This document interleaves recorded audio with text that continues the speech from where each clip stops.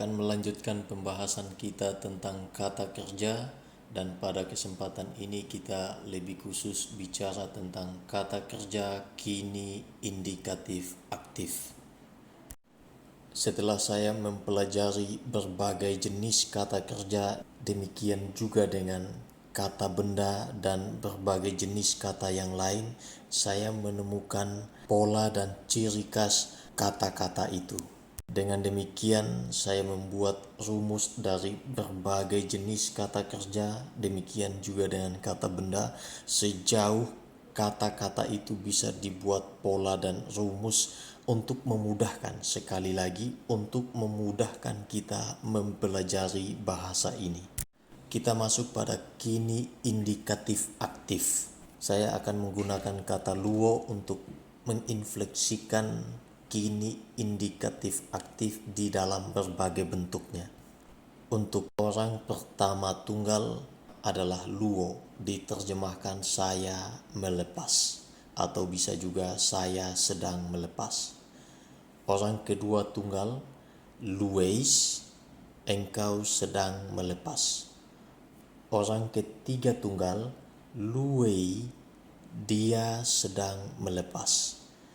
Jamaknya, orang pertama, luomen, diterjemahkan kami atau kita melepaskan. Orang kedua jamak, luete, kalian sedang melepaskan. Orang ketiga jamak, luosi atau luosin, diterjemahkan mereka sedang melepaskan. Ciri khas kini indikatif aktif bisa dilihat dari akhirannya, sehingga saya membuat rumus kata dasar tambah omega, eis, omen, ete, osin. Kata dasar tambah osa, omen, ete, osin. Yang saya maksudkan dengan kata dasar adalah kata sebelum akhiran yang menciri khaskan masing-masing kata kerja. Misalnya kata luo, maka kata dasar yang saya maksud adalah lu. Omega di belakang kata luo merupakan akhiran indikatif aktif orang pertama tunggal. Saya akan memberikan satu contoh analisa kata kerja dari kata blepeis. Jangan lupa akan 7 unsur kata kerja yang kita sudah bahas sebelumnya. Ada tense, modus, diatesis, orang, jumlah, leksikal, dan terjemahan. Kita baru belajar satu tense yaitu kini, dan juga satu modus yaitu indikatif, satu diatesis yaitu aktif. Maka kita bisa menganalisa kata blepeis sebagai berikut. Pertama, tense kini atau present. Yang kedua, modus adalah modus indikatif. Diatesis atau voice aktif. Orang kedua, jumlah tunggal, leksikal, blepo. Kata yang ada di kamus adalah kata blepo, bukan blepeis. Lalu terjemahannya adalah engkau sedang melihat. Mengapa kita menggunakan engkau? Karena blepeis diakhiri dengan eis, bukan o atau akhiran kata kerja yang lain. Menarik memang untuk bahasa Yunani koine ini, satu kata kerja di dalamnya sudah terserap subjek dan predikat. Sehingga kita menerjemahkan kata luo tidak hanya sebatas melepaskan, tetapi saya sedang melepaskan. Butuh setidaknya 2 kata untuk menjelaskan kata luo di dalam bahasa Indonesia. Nah, untuk tense kini lebih menunjuk kepada sesuatu yang sedang dilakukan, yaitu suatu pekerjaan atau perbuatan yang sedang dilakukan secara kontinu tanpa putus-putus. Juga bisa menjelaskan suatu pekerjaan yang dilakukan berulang-ulang kali dalam waktu kini. Atau bisa digambarkan dengan titik-titik-titik, tapi terus berkesinambungan di masa kini. Namun, dalam beberapa pengecualian, kalimat Yunani dalam tense kini yang terdapat di dalam Alkitab PB dapat dimaknai sebagai bentuk lampau.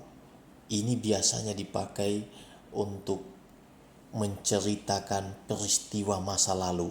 Itulah sebabnya tense kini yang menjelaskan hal seperti itu disebut dengan kini sejarah atau present sejarah. Ketika penulis Alkitab menggunakan tense semacam ini, ia sedang berusaha untuk membawa kita di masa lampau untuk menyaksikan peristiwa yang seolah-olah terjadi pada zaman kita. Dengan demikian, kita seolah-olah hidup di masa itu dan kita menyaksikan, menikmati kejadian yang ada di masa lampau. Sedangkan untuk modus indikatif, itu merupakan modus yang menegaskan aktualitas, juga menegaskan kepastian atau realitas dari tindakan dari sudut pandang pembicara. Modus indikatif merupakan pernyataan fakta, tetapi juga dapat digunakan dalam kalimat pertanyaan ataupun kalimat negatif. Subjek dari kata kerja dapat kita lihat dari akhirannya. Contoh, huruf omega pada kata luo menjelaskan subjeknya, yaitu orang ke-1 tunggal.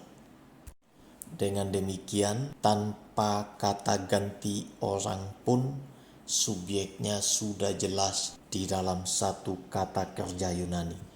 Kecuali apabila membutuhkan penegasan, maka digunakan kata ganti atau kata benda.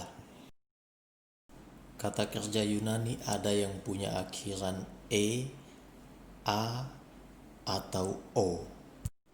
Nah, untuk kata-kata kerja yang punya akhiran e, a, dan o punya ketentuan khusus sebagai berikut. E lalu langsung diikuti oleh akhiran e akan mengalami perubahan menjadi ei. Contoh lain, ketika kata kerja yang punya akhiran e diikuti oleh o, maka bukan eo melainkan o.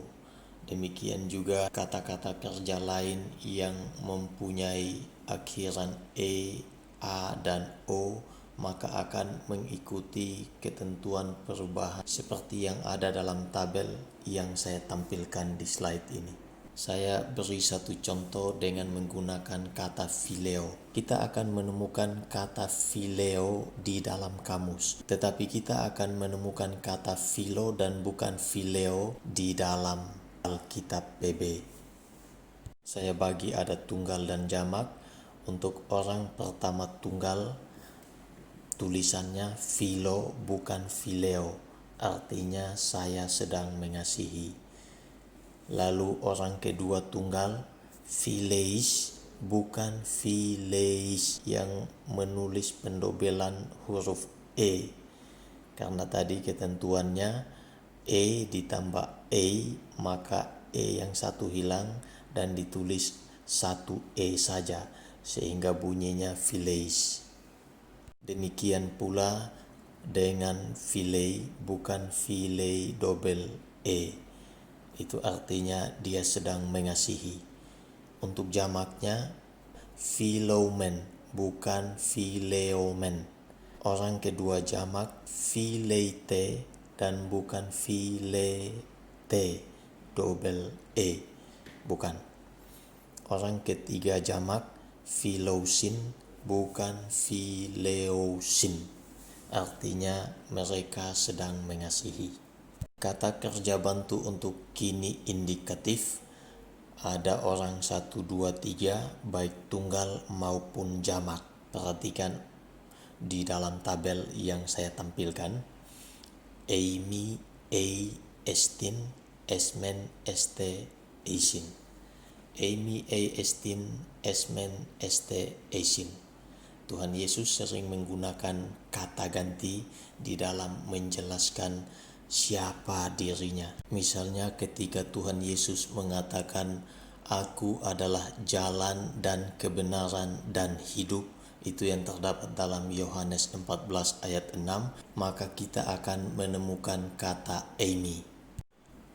Ego Amy, he hodos, kai he aletheia, kai he soe.